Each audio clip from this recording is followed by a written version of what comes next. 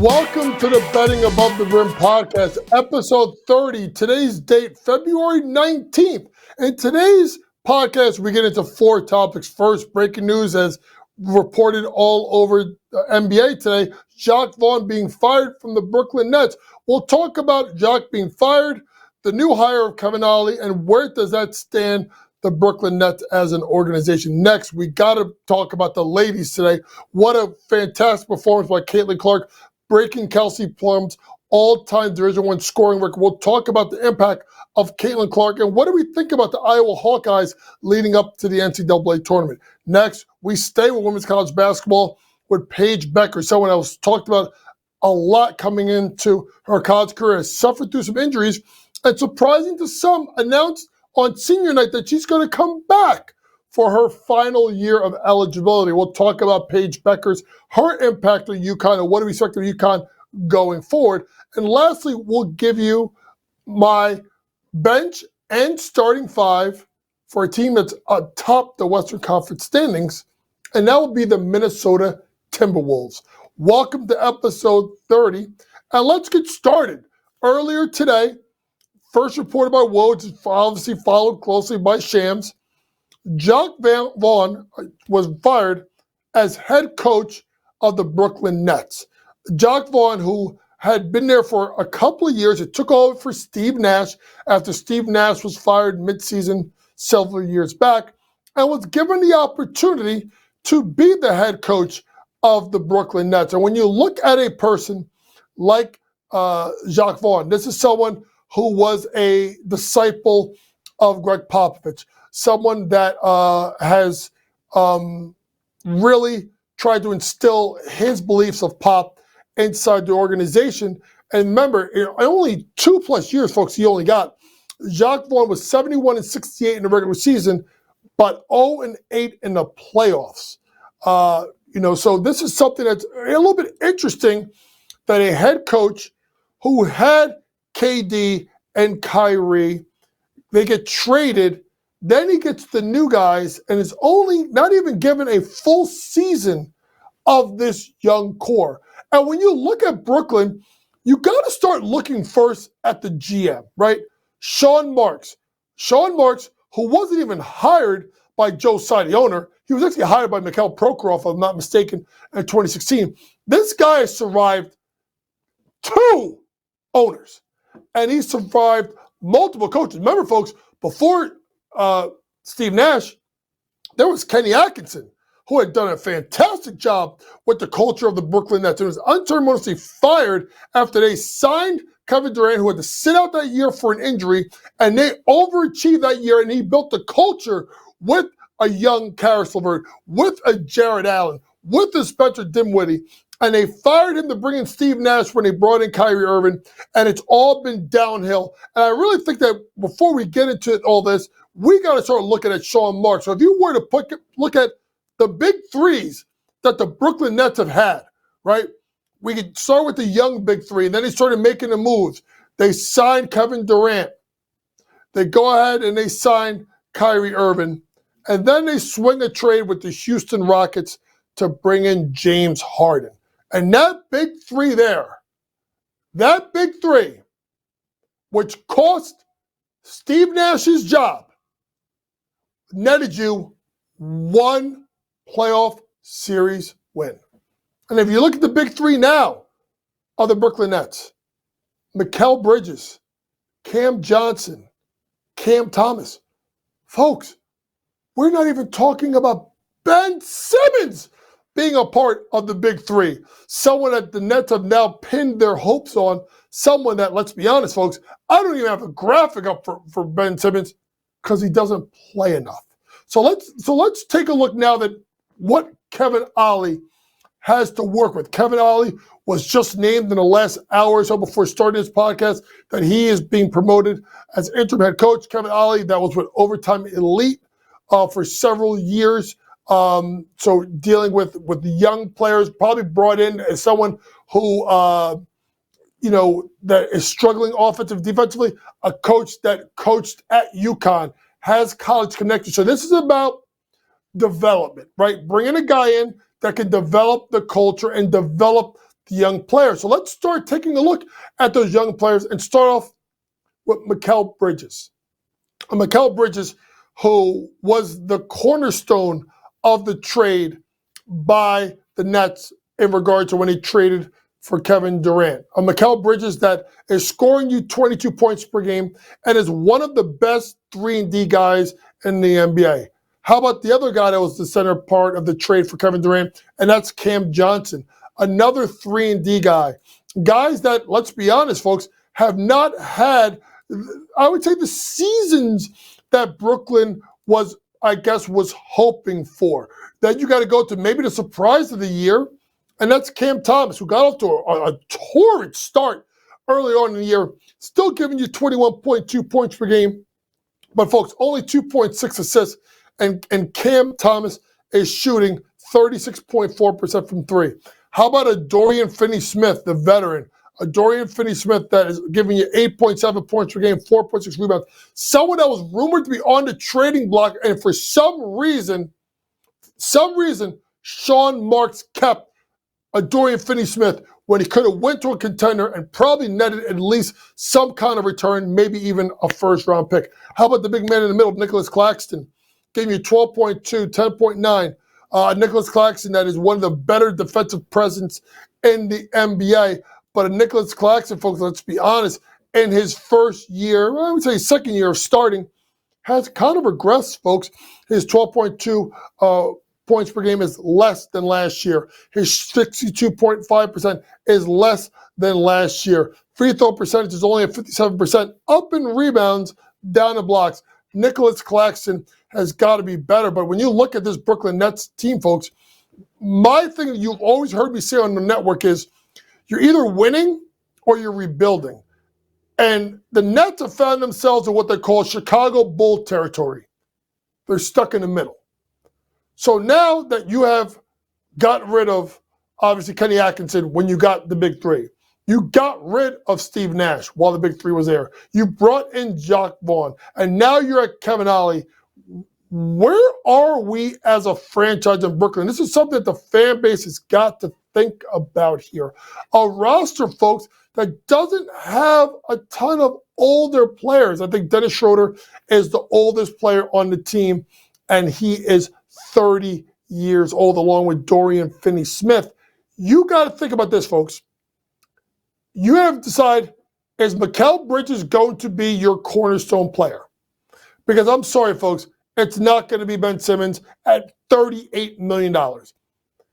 If you don't think Mikal Bridges is your cornerstone player, and you think you are years away from competing, I think you try to trade Mikal Bridges. I think he's someone that is a 3-and-D guy, could score, and his game is elevated since leaving Phoenix, even though his game has maybe regressed a little bit from last year. As the number 2 option, Mikal Bridges can fetch you, I would say, at least 3 first-round draft picks. If you're not going to contend with Mikal Bridges, do him right, trade him, do a full rebuild. But when I say full rebuild, that means you got to get rid of Sean Marks. The guy's got enough chances. They got to go bring a new basketball guy in, and they got to bring a new head coach with a young philosophy. Something tells me that this is going to start to be the end of Sean Marks' tenure here with the Brooklyn Nets.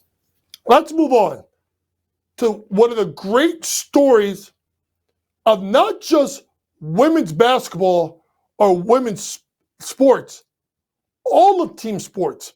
And that has been a meteoric rise of Caitlyn Clark. Caitlyn Clark, who broke Kelsey Plum's scoring record over the weekend, and a Caitlyn Clark who has, I would say, has become the face of women's sports. Ready? Think about what I just said here. Right? When you think about someone like a Simone Biles and what she's done with gymnastics, I will say that Caitlyn Clark is the face of women's sports today. A Caitlyn Clark, folks, that's scoring 32.8 points per game, 6.9 rebounds, and here's the big thing, folks: 8.5 assists. I want people to let this marinate something for this reigning player of the year, gonna win it again. Reigning Naismith player of the year, gonna win it again. AP 2023 player of the year, gonna win it again. two-time NCAA All-Region, gonna get there again. I want people to understand the greatness of Caitlyn Clark, okay? This kid, in her 4 years of college, has scored 26.6, 27, 27.8, 32.8 points per game. She's gotten at least 5.9 rebounds in every season of her college career. She's gotten you at least 7 assists in every season of her college career. She has shot the ball. Now, her sophomore year was a little rough at 33.2%, but the other 3 years have shot the ball at least 38% from 3. She has shot it 84% for the foul or better every single year, and what she has done for women's sports has been fantastic, and is a reason why last year's NCAA tournament was the most watched women's basketball tournament of all time. And when you think about Caitlyn Clark, I think about like generational women's basketball players, right? Nancy Lieberman-Klein, Cheryl Miller, Cheryl Swoops. This will throw people off a little bit because she didn't have the WNBA career. Rebecca Lobo. Remember, Rebecca Lobo was part of that 96 Olympic team, and was one of the faces of when the WNBA started. Folks, I don't know. I would say that Caitlyn Clark's popularity, maybe it's because of social media, is more than any of those players. Now, I'm not going to crown her, put her on Mount Rushmore yet, but I will say this. When Caitlyn Clark is playing basketball, I will watch her play over watching any men's game because of her passion, because of her fire, because of the fact that this kid from Des Moines, Iowa stayed home to build up her home state. Folks, let me tell you something. Iowa's rich in basketball tradition. You may not notice, but they are rich in basketball tradition as producing players in the Midwest. That lady sells out every game. Fran McCaffrey can't sell out the men's game. She sells out the women's game. Day in, day out. And it's amazing, folks. I want you to realize this. 2021, folks. Ready? Caitlyn Clark can come back for a 5th year. Remember, with the COVID year of 2021, there was no NCAA tournament. So every basketball player got a 5th year of eligibility. So Caitlyn Clark technically could come back next year and shatter. I mean, she's already got the record now. She could run so far away from that record that no one will be able to touch it. Shout out to Caitlyn Clark and the phenomenal play of what she has done for Iowa basketball, what she's done for women's basketball, what she's done for basketball as a whole. And I will say this, we just saw it over the weekend. Sabrina Ionescu versus Steph Curry, 3-point shootout. I am proposing this. I want next year, and other people have talked about it early also today, I want 4 people. I want Steph Curry. I want Damian Lillard, who's a 2-time defending 3-point champion. I want Sabrina Ionescu, and I want Caitlyn Clark in a 2v2 3-point shooting contest. And I'll tell you right now, I went with Sabrina on Saturday. I missed out. If you give me Caitlyn Clark and Sabrina Ionescu, I'm taking them to beat Steph Curry and Damian Lillard in next year's All-Star game. Lord knows they got to do something with the All-Star game because that was an absolute train wreck, except for the 3-point contest between Sabrina and Steph.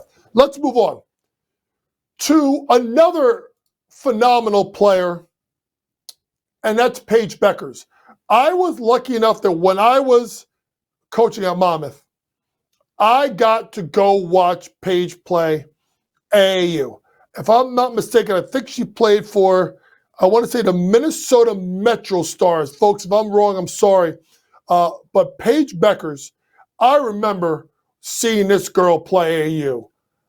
going into, I think, her junior and senior year, and just being blown away by her incredible talent. A Paige Bueckers that's getting you 20 points per game, 4.6 rebounds, 4 assists per game.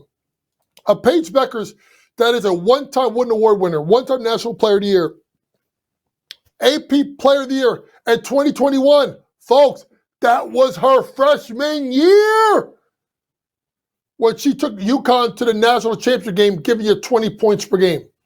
But Paige has battled injuries. Her sophomore year, 21-22, was cut short to a knee injury. Then she tore her ACL and missed all of 22-23. And now Paige is back. And what did Paige do on senior night? She announced that she is going to return for her senior season. I'll tell you what, is anybody happier right now than Gino Auriemma? Gino Auriemma, I would say, the second greatest women's basketball coach of all time. I'm sorry, Gino, I'm still putting Pat Summitt over you. But Gino, you know and I know that is no disrespect for what you have done for women's basketball. But when you look at this team in UConn, this team UConn has battled with injuries, right? You got to look at the fact that AZ Fudd tore her ACL again, only played in 2 games this year. You got to look at a girl like Caroline Duchesne, who's been out for back problems for most of the year. So you got to look at this, folks. You get Paige coming back, right? You get Fudd coming back. You get Duchesne coming back. You have, obviously, Ice. You got Betancourt coming back as a sophomore. You got DeBarry coming back. Damn it, get her some more playing time. Amari DeBarry, right? And then you have, obviously, Aaliyah Edwards, who probably can go pro, but because of COVID, could also come back next year. But with Paige coming back, AZ healthy, I think UConn will put themselves right in position, if they stay healthy, for a national championship. And I will say this, folks, and people are not going to like what I say here. And I want people to understand what I'm saying. Before I say this is no disrespect for Caitlyn Clark. If both of them are healthy, and I am a WNBA executive, I'm taking Paige Bueckers over Caitlyn Clark. No disrespect to Caitlyn. I almost could say you can't go wrong. 1A and 1B. I'm just taking Paige a tiny bit ahead of Caitlyn Clark. But I can understand people taking Caitlyn Clark because of Paige's injury history. I'm telling you, when Paige is right and Paige is healthy, go look at her freshman year when she dropped 20 points per game and took UConn. 20 points per game as a freshman at UConn. And she took him to a national championship game. Paige Bueckers is absolutely fantastic. And the people in stores are so happy that she's coming back next year and to play for the Huskies. Let's end today's podcast with something that I like doing. And that's all-time lineups. So to me, when we were going to talk about it, then we made some changes, right? So now we're going to get to it.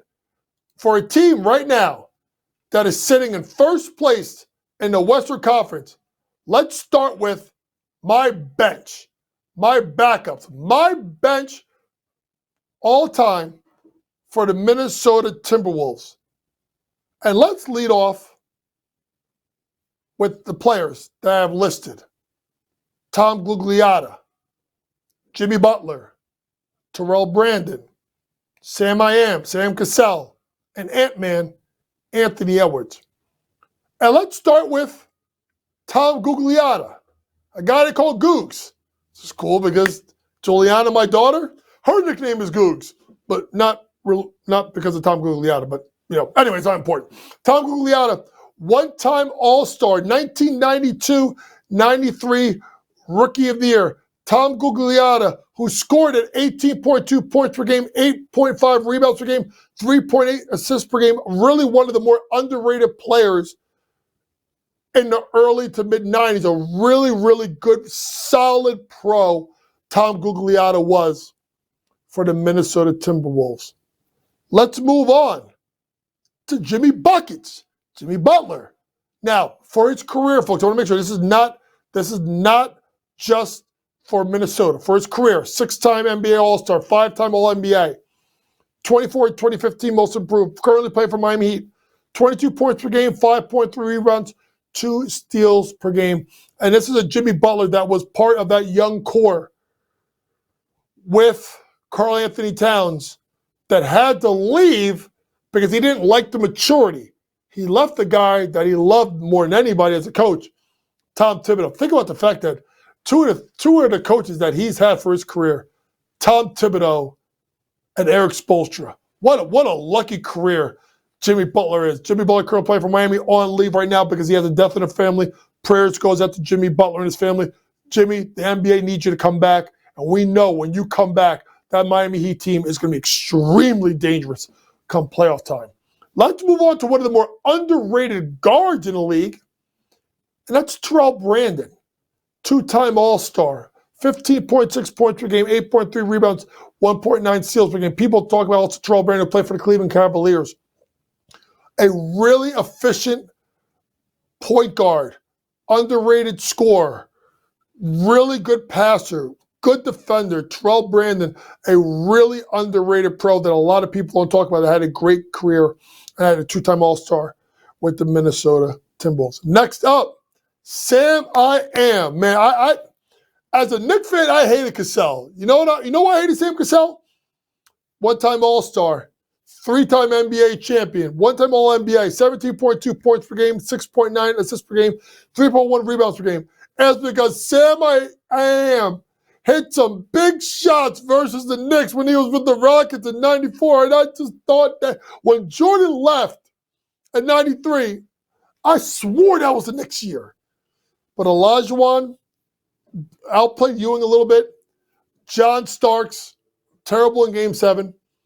But the play of people like Sam Cassell, who went on to have a really good career, most notably, besides with Houston, being with the Minnesota Timberwolves. And last, I'm going with Ant-Man. Now, you're going to say to me, well, Ant-Man could definitely be in the starting lineup here. And I get you. To me, this is more about Ant hasn't been there long enough. Although the guy I'm going to put in the starting lineup, you're going to be like, well, he hasn't been there long either. Ant Edwards, 2-time All-Star, 22.7 points per game, 5.1 rebounds per game, 4.1 assists per game. Someone that I had talked about on this podcast, and Anthony Edwards, as one of the 10 best players in the NBA. Anthony Edwards, a guy that I think is going to be in the MVP conversation for years to come. And Anthony Edwards, folks, that has really elevated his game defensively to go along with his scoring acumen. Anthony Edwards, one of the best pure one-on-one players in the NBA, and the last member of my bench. Without further ado, here's my starting lineup for the Minnesota Timberwolves.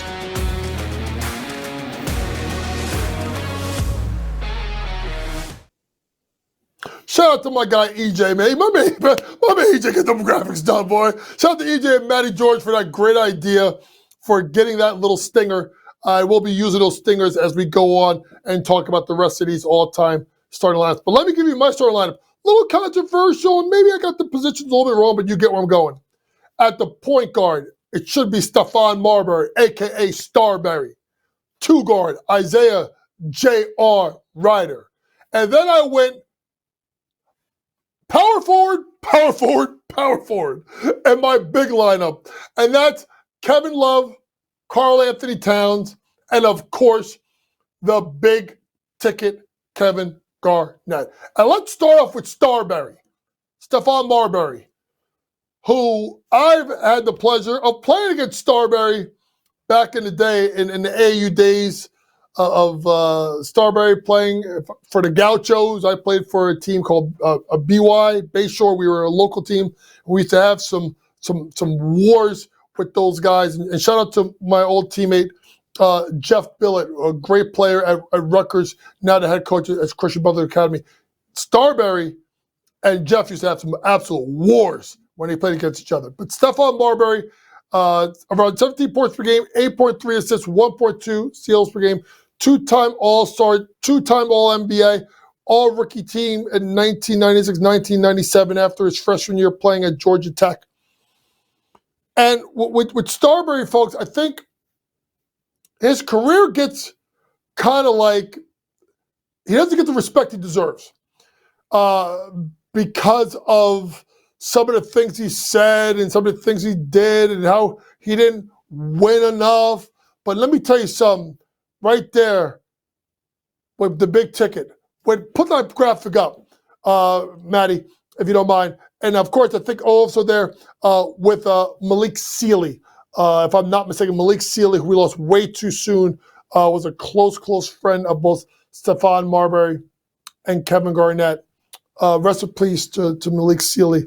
But Stephon Marbury, a fantastic player when he first came into the league with Minnesota. Let's move on to Isaiah J.R. Rider, 2001 NBA champion, 1993-94 All-Rookie team, 18.8 points per game, 3.8 rebounds per game, about 36% from three. Isaiah Rider came out of UNLV, was a high-flying guard. There he is with KG right there. Could get up. I think, if I'm not mistaken, won the slam dunk contest one year. A phenomenal player, a phenomenal scorer, a guy that really didn't have a long career, but his career when he was with Minnesota was very good. You could argue other guys. You could argue, like I said, Terrell Brandon. You could argue other players there. But right there, I'm going to go ahead and I'm going to put Isaiah J.R. Rider as my two guard. Power forward number one, Kevin Love. Five-time All-Star, 2016 NBA champion, two-time All-NBA, most improved 2010, 2011. Currently playing for Cleveland. Got you 19.2 points per game, 12.2 rebounds, 45.1% of field goals from Florida. And Kevin Love, I really was in his prime with Minnesota, was one of the premier stretch fours in the NBA, one of the best rebounding bigs in the NBA, and nobody could start a fast break with a rebound and outlet better than Kevin Love. Kevin Love, who's had a great career, has gone on to play at other stops, Miami, obviously Cleveland now. Kevin Love, an all-time great player and a member of my starting five for the Minnesota Timberwolves. Power forward number two, I'm going to go with Cat. And Cat is a four-time NBA All-Star, two-time NBA champion, Rookie of the Year. Currently playing for Minnesota Timberwolves with a scoring average of 23 points per game, 10.9 rebounds per game, 52.5% from the floor. Another guy that's really become, I will say this, maybe the best shooting big of all time. I will say about Karl-Anthony Towns, who just dropped 50 points in an All-Star game. But I'm sorry, Kat, that game ain't got no damn defense, so I really can't give you much props for it. But Karl-Anthony Towns, four-time NBA All-Star. Lastly, the greatest player in the history of the Minnesota Timberwolves. And someone I got on my head a long time ago when I was a kid, and that's the big ticket. Kevin Garnett, 15-time All-Star, 2008 NBA champion, former MVP, former Defensive Player of the Year, 12-time All-Defensive Team, 9-time NBA, averaged 19.8, 11 point rebounds per game. The big ticket was a force. And to me, one of the big problems I had, not so much with KG, is he was never able to be paired long enough with the proper player all-star. He had it with Marbury. They didn't play long enough together. A guy that I wanted, that I was thinking of putting in his list, Randy Foye, was a great player at Villanova, went to Minnesota. He didn't play there long enough to play with KG. But shout out to the big ticket, the greatest player of the Minnesota Timberwolves team. Really quick to go back to my bench. Once again, Tom Gugliotta, Jimmy Butler, Terrell Brandon, Sam Cassell, Anthony Edwards. A starting five of J.R. Rider, Isaiah J.R. Rider, I should say, Stephon Marbury, Kevin Love, Karl-Anthony Towns, and Kevin Garnett. This has been your Betting Above the Rim podcast for February 19th. For all things basketball, and every other sport that you gamble on or don't gamble on, download that SportsGrid app. Everything you need for pregame, in-game, post-game, props, predictions, and more from the very best in the sports handicapping business and the home of my college basketball scouting report. We'll be back with episode number 31 on Wednesday. We'll get into and we'll reset the NBA season. We'll look at some win totals, who I like coming in the East and the West. For EJ for setting up that starting lineup graphic. For Matty George for doing what he does, is producing this podcast every weekday and doing a great job. To Vinny for the B-rolls. This has been Coach Young. I'll be back with you for another Betting Above the Rim podcast on Wednesday. Remember, folks, it's smarter to be on SportsGrid. Good night.